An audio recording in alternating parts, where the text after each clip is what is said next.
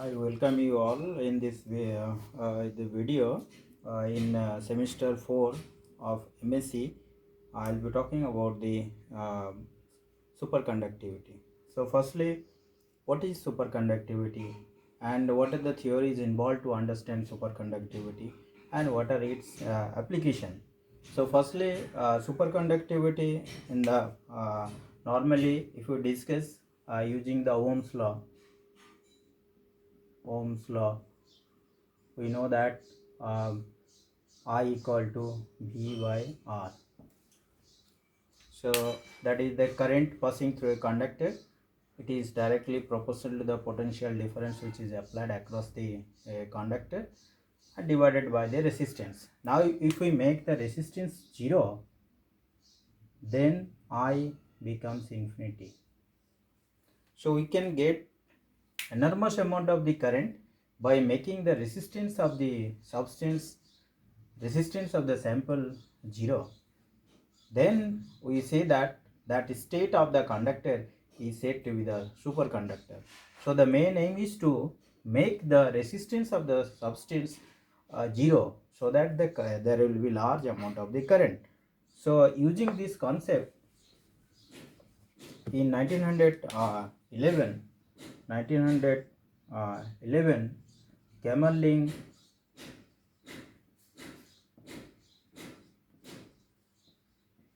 Onnes, he observed that resistance of mercury, it tends to vanishes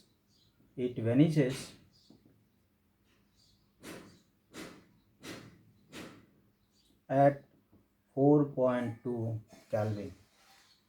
So if you plot a graph of the resistance versus temperature, or if it is the resistivity versus the temperature in Kelvin, and this is resistivity, and that is equal to ohm meter, then what we find that at 4.2 Kelvin, this is 4.2, this is 10 and 20, and this is in the 10 to the power minus 10 unit. So it is 10 to the power minus 10, 10 to the power minus 8, it is like this. So for a normal conductor or the normal metals, the variation of the resistivity with temperature like this. Gradually the temperature increases, the resistivity also increases. But in case of a mercury, it has been found that suddenly at the temperature is 4.2 Kelvin, then the resistivity becomes 0. So on cooling the resistance, the resistance of the mercury, it becomes 0. Now the question arises, why it is mercury? Because mercury is the liquid and this is the only substance which is the metal but available in the liquid form. So that's why, and it is available in the pure form. That's why the mercury has been considered in order to reduce its resistance. So it has been observed by Kamerlingh Onnes that if they reduce the temperature, then at this point 4.2 Kelvin, all of a sudden the resistance becomes 0. The graphs shows that at this temperature the resistance becomes 0. So this behaves like a super conductor. So many metallic element and the alloys, they are found to behave as a perfect electrical conductor below certain low temperature depending on the substance, and this transition temperature is called the critical temperature. We call is critical temperature. So in case of a mercury, it is 4.2 Kelvin. So this is the superconducting state where the resistance becomes 0. So disappearing the electrical resistance. So we'll talk about the how this resistance becomes 0, although the current is already present. So this vanishing of the electrical resistance in the superconductor implies that large electrical current maintained with negligible heat loss. So, one disadvantage of these materials is it is operated at the low temperature, and that low temperature it has been obtained using liquid helium.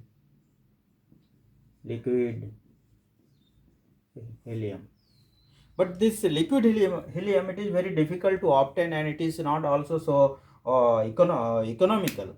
So with the gradual development of the subject, so with the gradual development of the subject in 1980, this certain ceramics have been developed, and such materials have a high critical temperature, and such ceramics are known as the high TC superconductor. High TC superconductor. And the advantage of this material is that we do not use the liquid helium. We instead of liquid helium, we use the liquid nitrogen to reduce the temperature. Liquid nitrogen, and that is much more economical. So this zero resistivity, it shows that conductivity is infinite. Conductivity becomes infinite.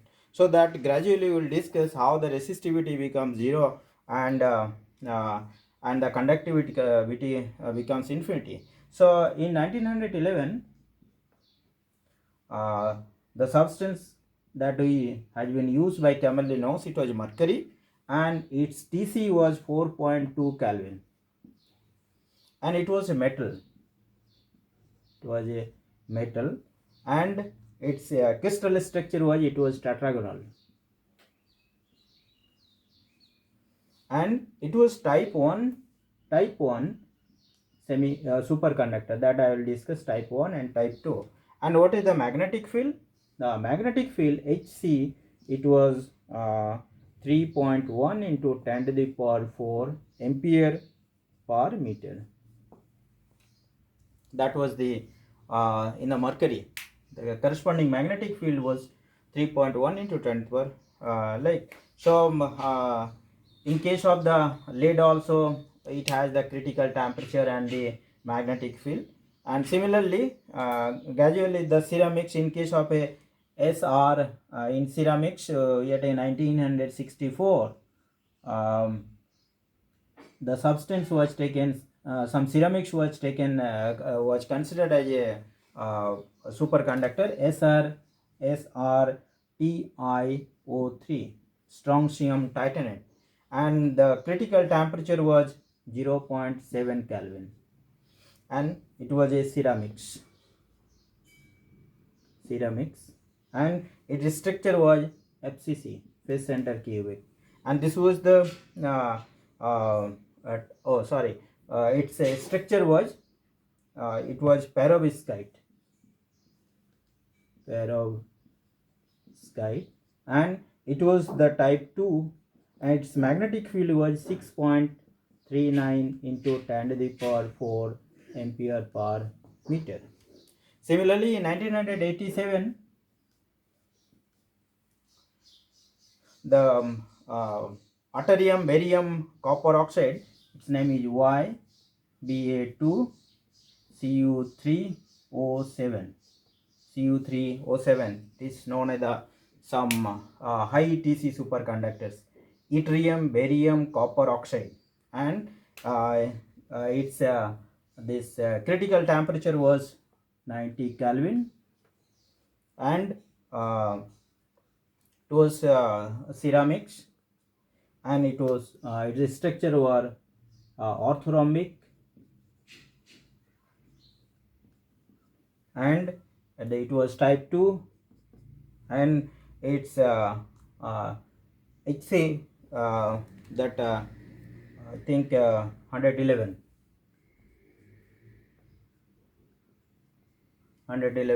ampere into 10 to the power 4 ampere meter. So this was the several examples of the some selected superconductors in chronological order that I have written.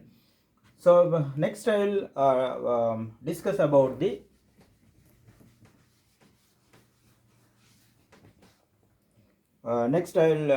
discuss about the destruction of the superconductivity by magnetic field. Destruction of superconductivity by magnetic field.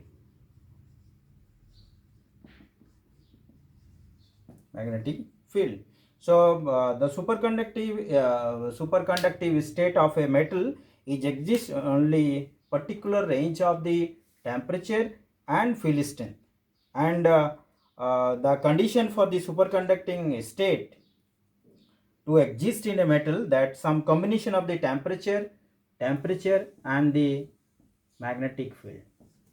These two plays a great role in determining the superconductive state of a metal or of a substance. So if we plot a graph like this,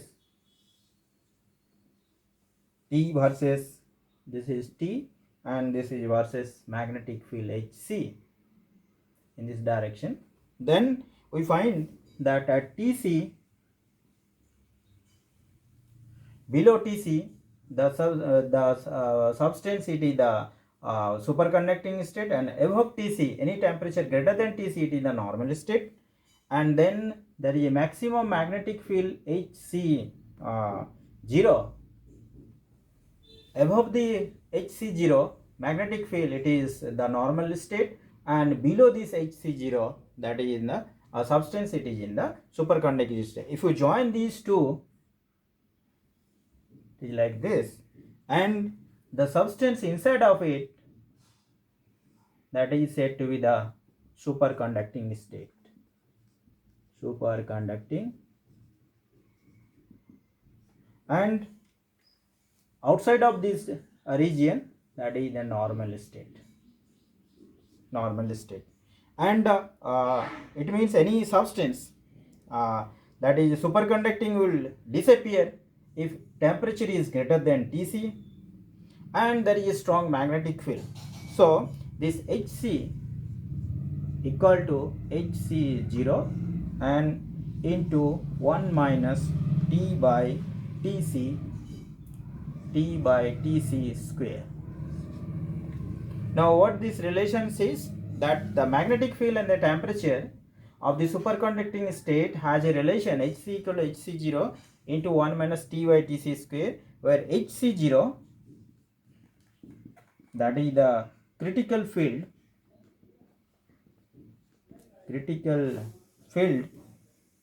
at 0 Kelvin, and this is the Hc0, and Hc, this is the maximum critical field strength. Hc the maximum, or you can say Hc the critical field strength.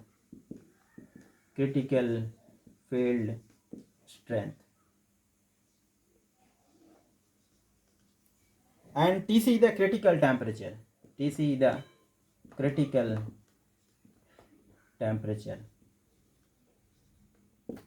So what it says, that this Hc equal to means any critical field strength equal to critical field strength at 0 into 1 minus T by Tc.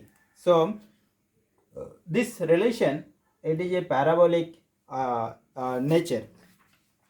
This relation, it is a parabolic, the shape will be like this. So substance which is at any temperature which is less than Tc, that is the superconducting state. Substance which has the magnetic field less than Hc, it is the superconducting state. So beyond Tc and beyond Hc0, the substance goes to the normal state, and that is there is a graph illustrate the behavior of the separation of the normal state and the superconducting state. So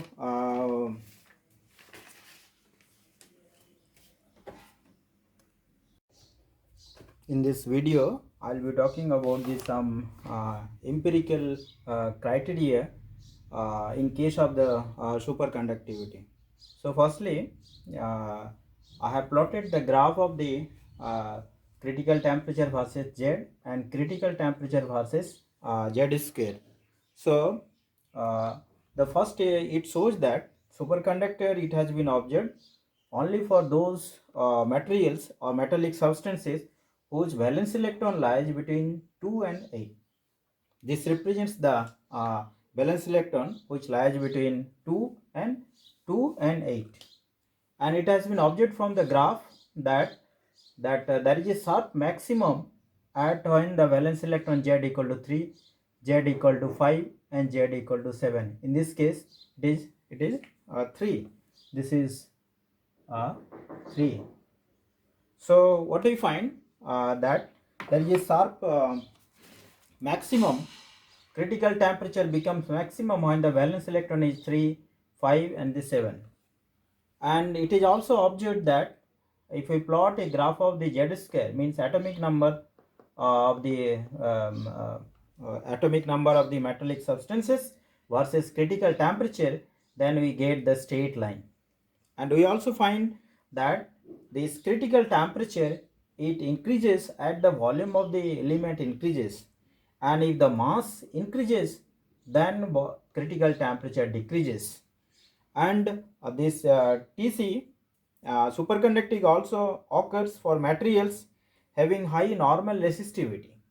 So here the product of these two, n into rho, is greater than 10 to the power 6. It represents that the number of valence electrons per unit volume into resistivity of the material, it should be greater than 10 to the power 6.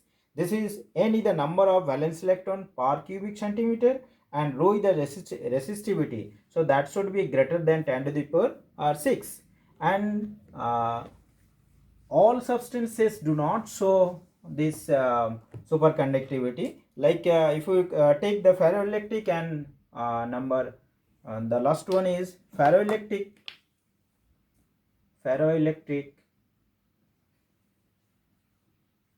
and if it is ferromagnetic, they do not show the super conductivity. Thank you.